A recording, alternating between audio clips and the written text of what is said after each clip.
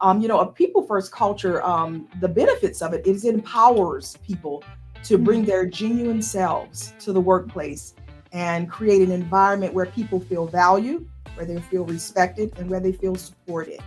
And when people are encouraged to bring their authentic selves to work, they are more likely to feel psychological Yeah. safety.